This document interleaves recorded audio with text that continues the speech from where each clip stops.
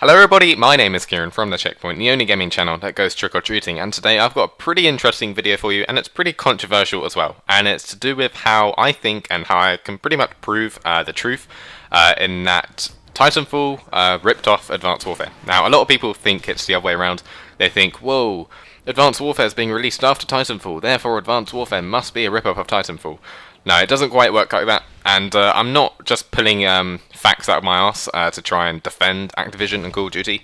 I've actually gone into quite a lot of effort and spent a lot of time researching this matter and gaining some kind of really interesting facts and kind of things that I've discovered about the companies involved that kind of really shows off the truth about what really happened and why Titanfall is a rip-off of Advanced Warfare.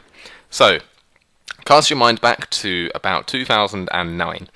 Now, in 2009, Sledgehammer Games were a part of Activision, and Activision wanted Sledgehammer Games to create a new futuristic Call of Duty, and this would end up being called Call of Duty Fog at War. You may remember that name if you can remember that far, although it didn't really get spread out much because the game obviously didn't end up getting released. And the reason why Sledgehammer Games were asked by Activision to create this futuristic Call of Duty game is because of the history of Sledgehammer Games, and in particular the two people who run it which were obviously Glenn Schofield and Michael Condrey.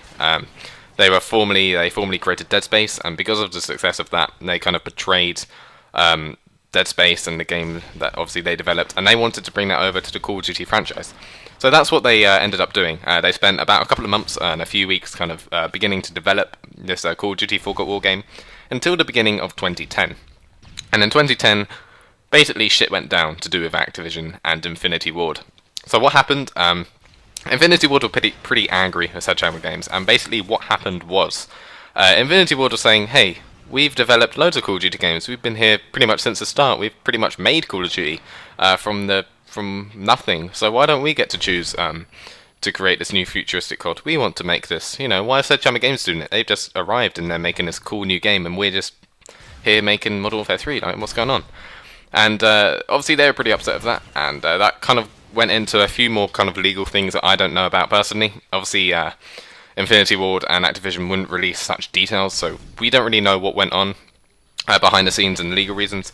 But what ended up happening in, I believe it was February or March 2010, so this is kind of in the life cycle of Modern Warfare 2, and near to Black Ops 1, that kind of time, Vince Zampella and Jason West, who are kind of like the main guys at Infinity Ward, they ended up getting fired. So they were gone, and they went off for a few months to do nothing, and they ended up forming Respawn Entertainment, which I'll talk about later. But because Vince Zampella and Jason West were fired from Infinity Ward, from Activision, a few other Infinity Ward workers resigned from the company about a week later. And the reason for that is because obviously they are probably pretty good friends with Vince Zampella and Jason West, and also to see two kind of major figures within the company of Infinity Ward, to see them get fired. They probably didn't like that very much, so they resigned and kind of went off with Vince Zampella and Jason West into the sunset. And that left Infinity Ward in kind of a massive hole, because they were in the middle of producing Modern Warfare 3, and they had a really small workforce now that all the people had been fired and resigned. And therefore they brought in Sledgehammer Games. Now bear in mind what I said earlier about Sledgehammer Games producing Fog at War, Call of Duty Fog at War. They had to kind of postpone that for a while and stop producing it, and which obviously was a shame for them, but we'll get into that later, how they ended up reigniting the fire, so to speak. So Activision brought in Sledgehammer Games to collaborate with Infinity Ward to produce Modern Warfare 3, and they ended up doing it, and obviously the game ended up being released in November 2011, and by that point in November 2011, Infinity Ward had enough staff to support Modern Warfare 3 through the development of that, and also the development of Ghosts. And we won't get into Call of Duty Ghosts. But back in 2010, as I was saying, Vince Zampella and his co-worker Jason West and all the other people that resigned, they ended up forming Respawn Entertainment a few months later. It was about April, May kind of time that they began to form Respawn Entertainment. And they just kind of chilled there as Respawn Entertainment as a small company for a few months. This must have been about 10 months. They just kind of stayed there. They were like, yeah, we're just going to chill. Maybe sort out some legal stuff because we're now officially a company, things like that. So they didn't really do much in terms of production for a few months. And that left Sledgehammer Games on its own as a brand new company, not in collaboration with Infinity Ward, because that was only for Modern Warfare 3.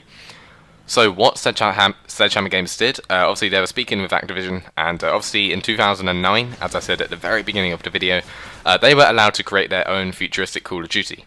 And obviously since that had to be postponed, which was called Call of Duty Fog at War, Activision then gave them the deadline of 2014 to create their new futuristic Call of Duty that they were previously creating. Now, this game was altered. What was Call of Duty Fog at War, that was altered, and obviously I think the demands of Activision changed after the whole shenanigans of Infinity Ward in 2010. So Activision kind of changed what Sledgehammer Games were working on. So Sledgehammer Games obviously altered that, and that game became Call of Duty Advanced Warfare. So you could argue that Advanced Warfare has technically been in development since kind of September 2009. Obviously, the former name was Call of Duty Fog at War. Now, they may have been different games, but they pretty much used what they've built so far for Call of Duty Fog at War, and they pretty much used that as the basis for Advanced Warfare. So you could argue, and it is technically true, that Advanced Warfare has been in development since 2009. So now returning to Vince Zampella and Jason Weston and all the Infinity Ward Resignation team, all that lot. In 2011, they announced that they were beginning to develop a brand new futuristic first-person shooter, which is very convenient, seeing that Sledgehammer Games were doing the exact same thing and have been since 2009. And that's kind of the major part. If Respawn Entertainment announced that they're developing a futuristic FPS in 2011, and we now know that Sledgehammer Games were producing a futuristic Call of Duty since 2009, that's kind of enough proof as it is to kind of prove that Advanced Warfare kind of was not a rip-off of Titanfall, and Titanfall is pretty much the opposite, how Titanfall kind of ripped off Advanced Warfare. And we can pretty much, it's pretty dodgy how you can see that Respawn Entertainment is pretty much made up of people from Infinity Ward and how they used to collaborate with Sledgehammer Games. So obviously ideas would be shared. Sledgehammer Games are obviously, whilst they were creating Modern Warfare 3 of Infinity Ward, they were like, hey guys, we're going to make this futuristic COD. Then they obviously kind of used that to obviously kind of almost pass on the message. Obviously Sledgehammer Games didn't co-produce, that's the word I'm trying to say. They didn't co-produce Modern Warfare 3 with Vince Zampella and that team, but before that, obviously, since they're both working under the wings of Activision, they would obviously both share ideas to an extent, and that is most likely where kind of the imaginations of a futuristic FPS were formed.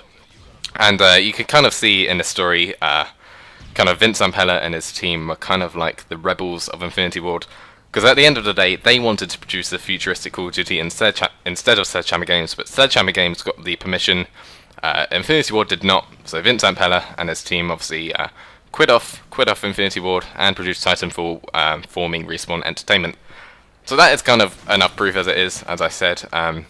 That's pretty much the hard truth, the facts, the figures, and that is why Titanfall is a rip-off of Advanced Warfare.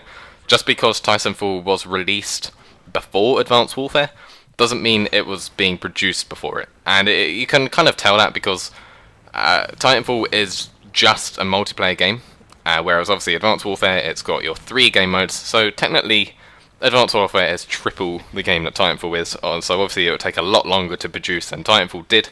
So even though it's released, 7 months after Titanfall, it definitely took a lot longer to produce, and that is why, as I explained earlier, it was produced and was being started to produce in 2009, and then they kind of postponed that during 2010 because Sledgehammer Games were obviously developing Modern Warfare 3, and then they resumed it in 2011, just before the release of Modern Warfare 3, and that's when they kind of finished the job on Advanced Warfare, and the game itself is coming out in 2 weeks, and obviously I'm very, very excited for that, as are many people more, and yeah, that's pretty much the video, pretty much my explanations and the truth of why Titanfall was a copy of Advanced Warfare. I hope you guys enjoyed this, and please leave kind of your comments down below on what you think of this, whether you hate me or not, and kind of your opinion on the matter.